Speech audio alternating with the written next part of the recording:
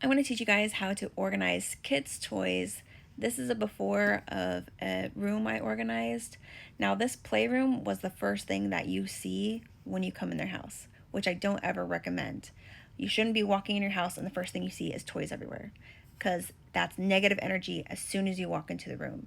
So usually it's like in a separate room at the back of the house, or sometimes if you have like an empty closet, you can organize their stuff in there. But I don't recommend it being in the first room. But they want to hear whatever. So one of the things is you don't want to teach your kids that you need all of this to be happy, because you don't. You're setting them up for failure. They don't need all of these toys. This is negative energy as soon as I walk in, because there's things everywhere. Now you need to establish an amount, an area where if you want to keep this, this is the space that you have. So when I came into this room, she has a lot of big toys, which, by the way, I don't recommend buying big toys, but if you're going to, you get one big toy at a time. So do you want this or do you want this? But she had these cubicle things. She had another set upstairs, her and her brother. So we brought another one down. And what I did was, you have these cubbies. We can put whatever you want in there, but it has to fit in here and it has to be categorized. We're not just gonna like throw stuff into the bins. It's gonna be like, here's your blocks, here's your dolls, here's art supplies, here's music things, whatever it is, it's categorized like that. If it doesn't have a category, like put it to the side. Maybe at the end you have a bin that has some of the random things in it, but usually everything has a category. And if it's like, oh, well, do you want to keep this thing? What category does it go in? It doesn't go anything? Well, then it doesn't have a spot. So do you want to replace this with one of the other things that you have? I do like these cubbies because it's easier for them to put things away. There's some really nice ones on Wayfair that have the legs on it, so it's more like a piece of furniture. And I like the wicker baskets, it looks nicer. You can get tags on them to like say what's in the bins, but if you're gonna get a cubicle thing, I recommend that the squares be at least 13 inches. So there's some that are 11 inches that don't fit very much, so make at least 13 inches. Another place you could put stuff is like in their closet. Their shirts go on top and like toys can go on the bottom. That's another area. Or depending on where your couch is, like if you have a couch that divides a room, sometimes you could put that cubicle thing behind the couch, so there's a little playroom on the other side of the couch. If you want to get, it's like where you have like a bunch of the slanted bins, there's a gray and white option, which I recommend instead of like the very colorful. It's a lot of visual noise going on, and the toys themselves have a lot of color, so you don't need all the color everywhere. So having it all be the same is kind of nice. If you are going to do that, it needs to be like in their closet. It's not something that you keep out, because then you see all the toys out and about. And when really their toys should be behind closed doors or in a drawer or in a cubby.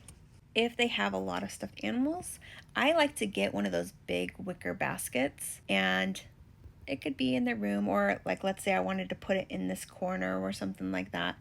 You can keep whatever stuffed animals are going to fit in that basket. So if you want to keep it, again, you're setting a limit. You can keep whatever you want. Let them decide. Don't tell them.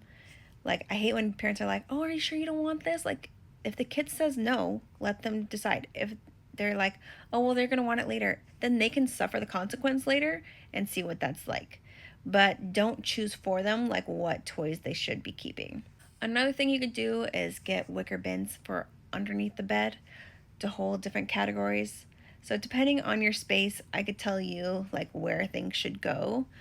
But for this, I think we had 2 sets of those cubby things, him and hers. Now I have 5 children, and my kids had one of these. Whatever you wanted to keep goes in there. So it's like, here's 1 kid, 2 kid, 3 kid, whatever. But as they get older, they have less things, less toys, and more like electronics and things like that. So it'll decrease. You can only have what fits in here. So if you have multiple children, maybe you do.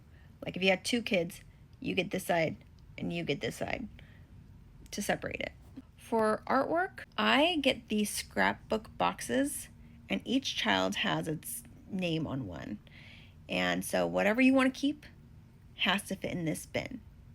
If you have more than that, then switch stuff out, but you can only keep what fits in this scrapbook box. When I went in this room, the mom's like, oh, well, she plays with all of it. But tell me, if she had just toys in this, what would she play with?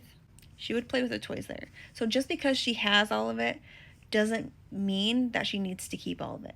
She will play with whatever's left. And it's okay for them to be bored. Like, again, don't teach them they need all of this to be happy. If they have less stuff, then they will do more creative things. They can go draw, they can go play outside. They don't need all of these toys. Now, I let her keep a big toy. The other things, she's like, I do like it.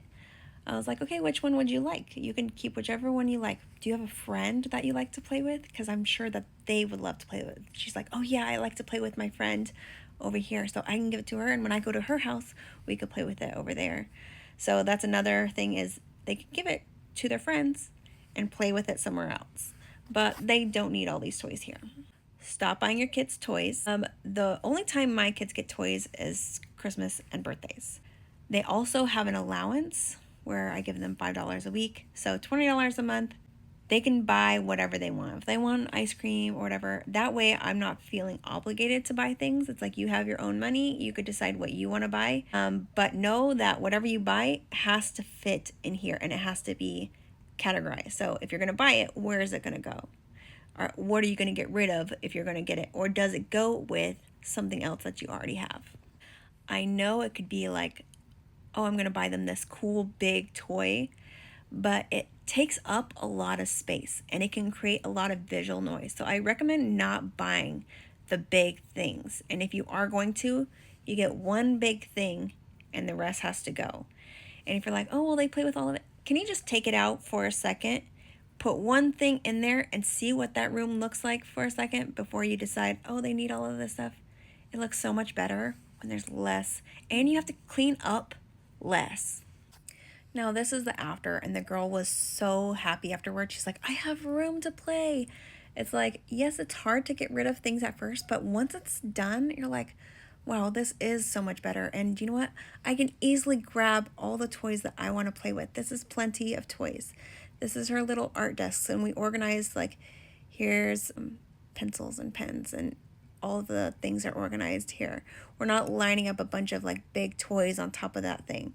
It's like, I would have actually probably put some like big giant pictures on the wall, but like with the stuff that she has a big, you know, toy over here, and she has a chair that she has over here. But that's it. There's not a lot of big toys everywhere. And she was able to minimize it to what fits in there because I set that limit at the beginning. And as we go through, okay, so which bin should we put it in? Oh, I want to keep this. Okay, which bin does it go in?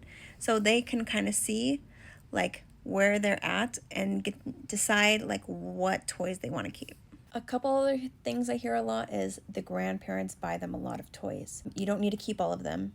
Make sure you tell them that they do not need any more toys, and if they send more, that you're going to have to donate them because there is no more space. Instead, ask for experiences. Hey, we'd love to go to the movies. Hey, I'd love to take her to this place to go play.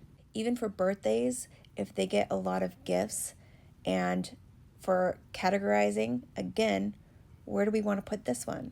Does it go in one of these bins?